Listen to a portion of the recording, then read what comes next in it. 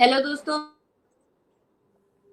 आपकी होस्ट सैयदा दुआ ज़ैनब और आप देख रहे हैं द कमर चीमा शो। आज के शो में हम बात कर रहे हैं कैसे ऑपरेशन की जो सिर्फ एक मिलिट्री एक्शन नहीं बल्कि ऑब्वियसली भारत की तरफ से एक सिंबॉलिक जवाब भी समझा जा रहा है, ऑपरेशन महादेव। सिर्फ 3 घंटे में इंडियन फोर्सेस ने 3 टेररिस्ट को मार गिराया, जिनमें से एक जो है वो हाशिम मूसा पहलगाम में हुए रिसेंट अटैक के मास्टरमाइंड बताया जा रहा है।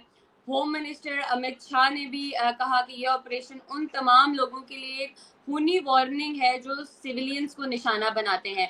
लेकिन सवाल ऑब्वियसली यहाँ ये उठता है कि क्या ये ऑपरेशन वाकई एक गेम चेंजर है या सिर्फ एक टेम्परेरी आप कह सकते हैं टैक्टिकल सक्सेस। तो इस सब के बारे में आज हम डिटेल में बात करेंगे डॉक्टर कमर चीमा साहब से।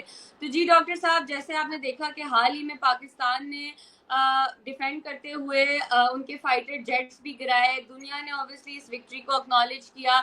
तो क्या इस टाइम पे ये कोइंसिडेंस है कि इस वक्त इंडिया में अचानक एक सक्सेसफुल एंटी टेरर ऑपरेशन होता है जिसमें मास्टरमाइंड भी मार दिया जाता है, वो भी सिर्फ 3 घंटे के अंदर। तो चीमा साहब, क्या ये असली सक्सेस है या फिर इंडिया अपनी पब्लिक के सामने एक हाइपर एक्टिव दिखाकर पाकिस्तान के रीजनल जो नैरेटिव विक्ट्री है उसको कवर अप कर रहा है? इस सब के बारे में आपका क्या कहना है? स्ट्रैटेजिक फेलियर का कवर अप है? देखिए, इंडिया की हुकूमत ने बड़ी, वो जिसे कहते हैं ना, स्मार्ट मूव की।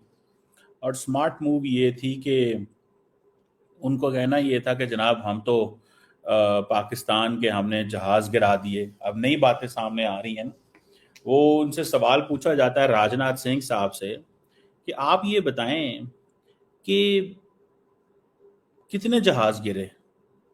वो कह रहे हैं ये सवाल क्यों पूछती हो कितने जहाज़ गिरे, ये सवाल क्यों पूछते हो कितने जहाज गिरे, ये पता करो कि पाकिस्तान के कितने जहाज गिरे। This is what they are saying. So ये डिफरेंट किस्म की सिचुएशन है जो हमारे सामने आ रही है।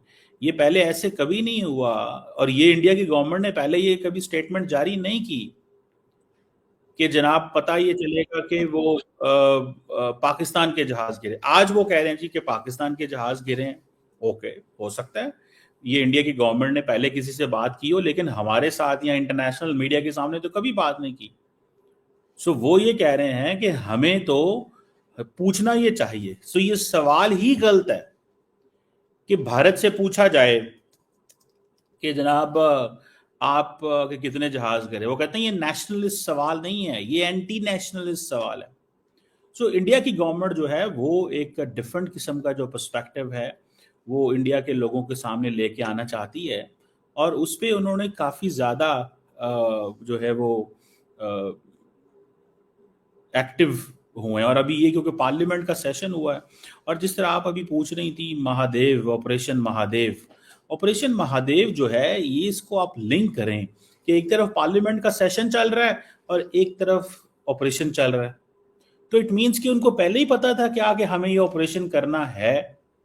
ये कैसे मुमकिन हो सकता है कि ऑपरेशन जो है वो उसकी तैयारी मुकम्मल हो और जिस दिन पार्लियामेंट का सेशन बुलाते हैं उसी दिन वो ऑपरेशन शुरू करके बंदे मार के उनकी तस्वीरें दिखा देते हैं। मतलब मैं ये नहीं कह रहा कि ये क्यों इन्होंने किया है, मैं ये भी नहीं कह रहा कि इन्होंने गलत किया या सही किया। सवाल तो सिर्फ इतना सब मैंने पूछा है कि एक ही दिन ये कैसे मुमकिन है। How is it possible in one single day. ये एक दिन में ये कैसे चीजें जो है वो मुमकिन होंगी। और जारी बात है इस सवाल से वो भी ये भी पूछ रहे हैं कि अगर आपने पाकिस्तान को घुटनों पे टेक दिया था, घुटनों पे लेके आए थे, तो फिर आपने पाकिस्तान को छोड़ा क्यों। पाकिस्तान तो कमजोर था, पाकिस्तान को जरा दबाते और आप पाकिस्तान को घुटनों पे रहने देते। ये था सवाल। अब ये इस सवाल का भी जवाब देना तो पड़ेगा। लोग तो सवाल पूछते हैं, आपको पता लोग माफ नहीं करते। और अब जो उन्होंने बात की है अमित शाह साहब ने, वो कह रहे हैं जनाब कि हमारे पास वोटर आईडी मौजूद है इन लोगों की। अब पाकिस्तान की गवर्नमेंट क्या कहती है, या पाकिस्तान के यहाँ पे जो स्टेक होल्डर्स हैं, या मैंने जो मीडिया पे पढ़ा, वो ये कहते हैं कि हजारों पाकिस्तानी या सैकड़ों पाकिस्तानी इंडिया की जेलों में मौजूद हैं। और वो जो लोग इंडिया की जेलों में मौजूद हैं, किसी की आईडी निकाल के उसको पकड़ के तो कह दें कि जनाब ये बंदा तो इन्वॉल्व था, ये शख्स तो इन्वॉल्व था। अब ये पाकिस्तान कह रहा है कि भाई ये इनके लिए कोई करना मुश्किल काम नहीं है। सो मुझे ये लगता है कि ये एक नरेंद्र मोदी साहब की जो सरकार है उनके लिए उन्होंने देखें, मई में भारत और पाकिस्तान की जंग हुई, 10 मई को सीज फायर हुआ, 10 मई के बाद 10 जून, 10 जुलाई, और अभी 10 दिन रह गए हैं अगस्त, 10 अगस्त में। सो तकरीबन 3 महीने हो गए हैं और अभी ऑपरेशन सिंदूर की कहानियां खत्म नहीं हुई वहां पे।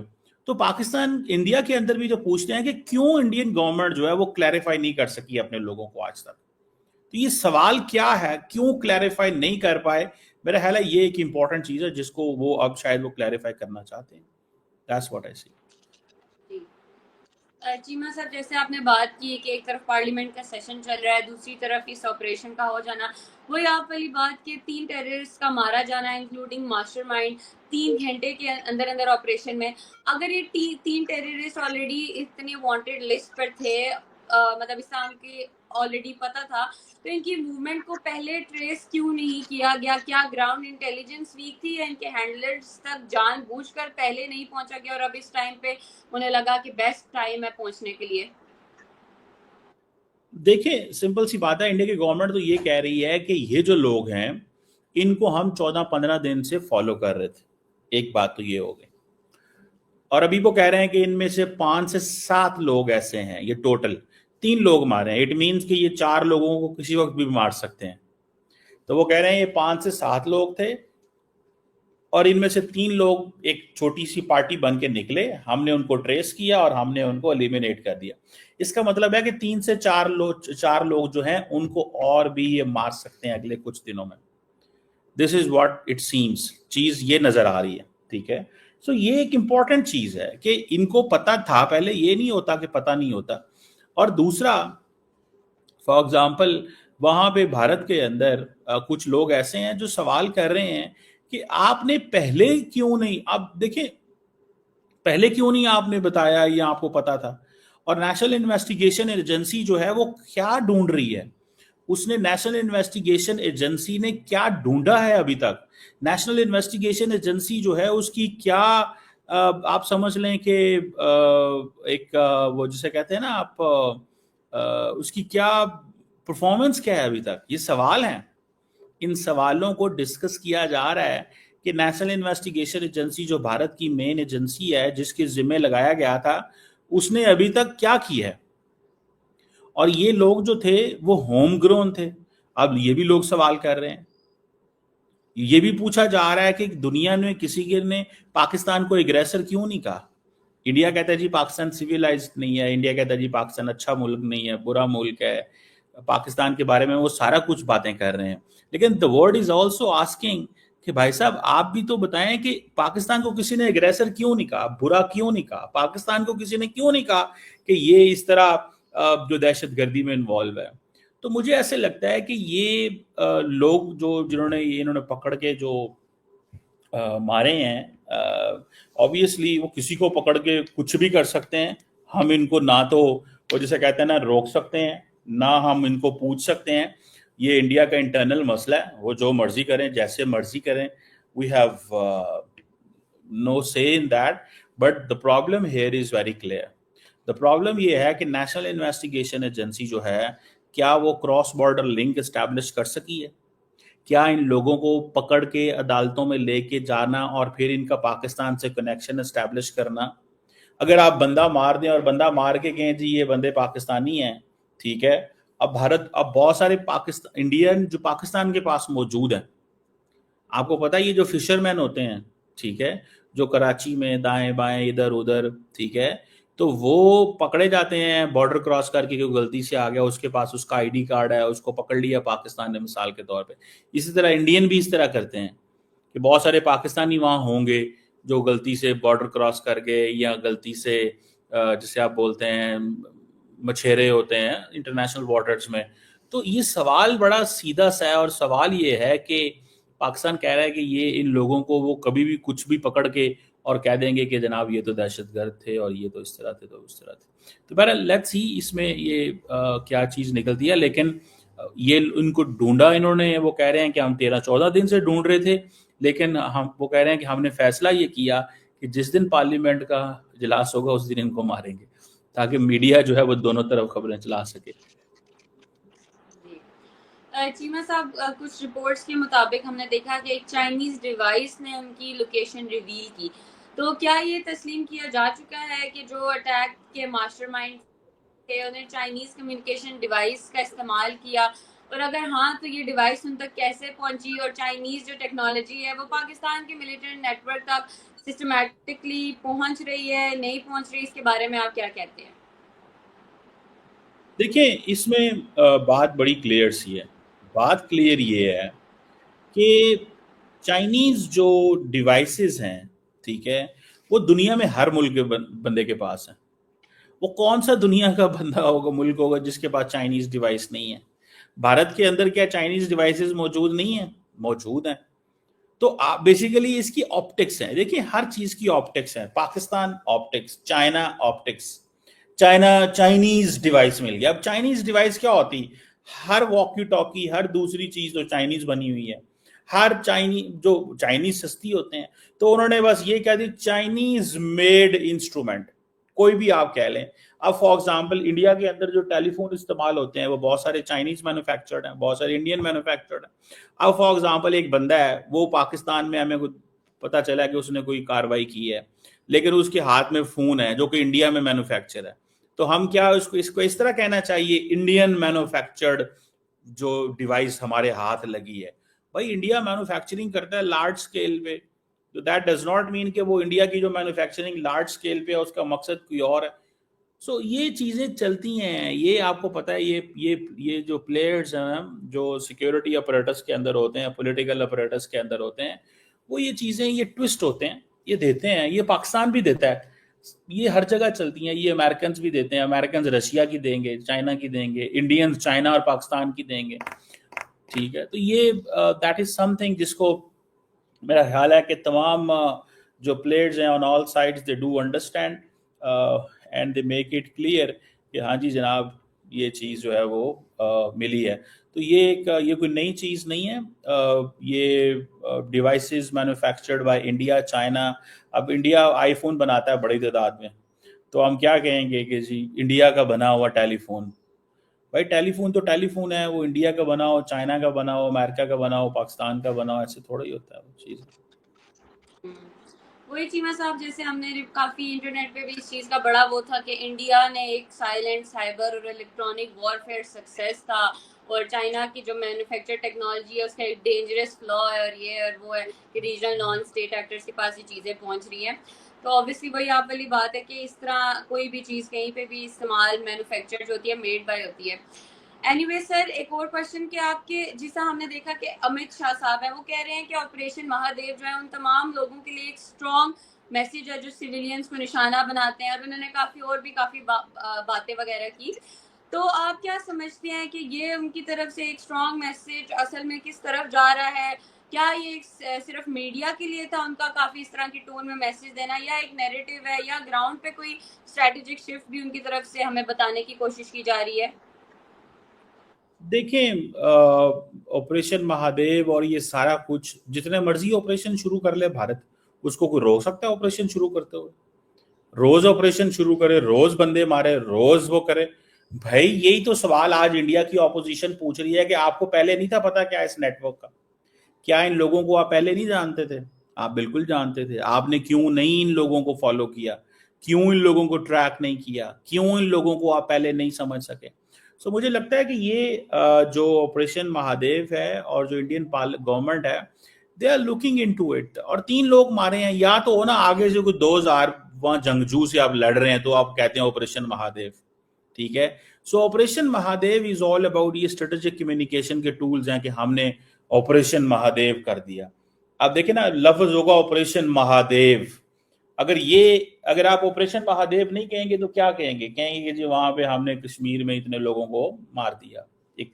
लेकिन महादेव कह के आप जरा उसकी जो मार्केट में उसकी जो उसको ग्लोरीफाई करते हैं, या उसको बढ़ा रहे हैं। जी उसकी सिग्निफिकेंस बढ़ा रहे हैं, कम्युनिकेट कर रहे हैं, वो हर तरफ लगा जा रहा है जी। वो अब हर चीज़ तो वो फिर पाकिस्तान में आपको पता है बड़े लोग मजाक उड़ाते हैं कहीं, तो वो कहते हैं हर चीज़ बॉलीवुड है। उनकी पार्लियामेंट भी बॉलीवुड है, टीवी तो भी बॉलीवुड है। जैसे भारत और पाकिस्तान की जंग के दौरान इंडियन टीवी जो है वो हेलीकॉप्टर में बैठ जाते थे एंकर जाके, और इस तरह की बातें भी वो देखने को मिली। तो वो बहुत सारी चीज़ें, तो ये चलता है वहाँ पे।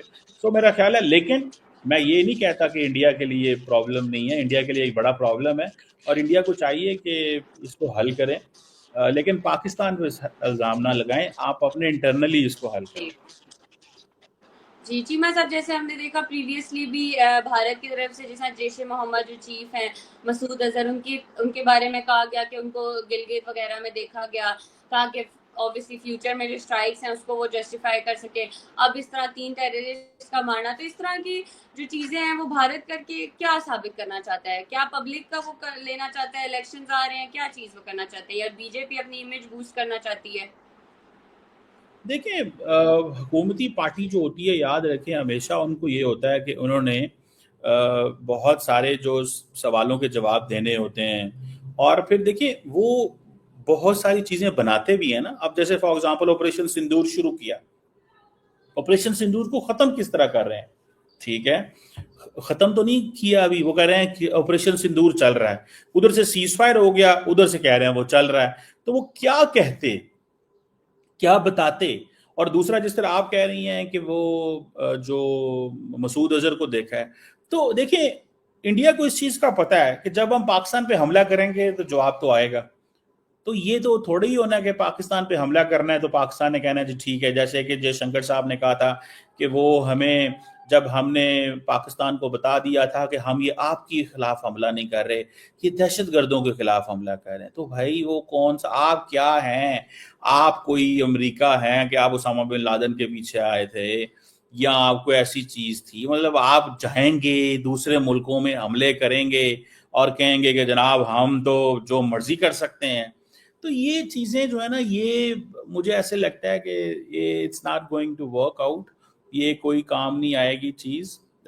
ये टैक्टिक्स होती हैं। पाकिस्तान के अंदर कोई एपेटाइट नहीं है, मैं भारत में दोस्तों को बता रहा हूँ, देयर इज नो एपेटाइट इन पाकिस्तान कि इंडिया पाकिस्तान पे हमला करे और पाकिस्तान जवाब ना दे। पाकिस्तान ने इमीडिएटली अगले, जब इंडिया ने हमला करना है, अगले 10 मिनट में, 20 मिनट में, आधे घंटे में जवाब चला जाना है। सो वो इस चीज को, इंडियंस को भी इस चीज का पता है।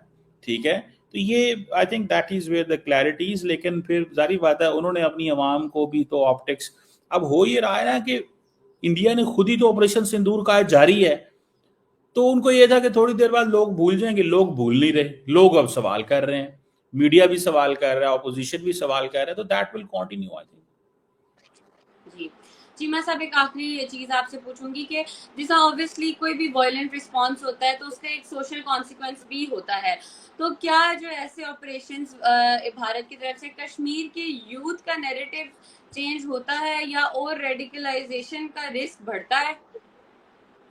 देखिए ये भी अच्छा सवाल है। देर आर चांसेस कि इससे मजीद जो कश्मीरी हैं वो गुस्सा करेंगे, इसके बिल्कुल चांसेस मौजूद हैं। ये नहीं है कि वो चुप करके बैठ जाएंगे।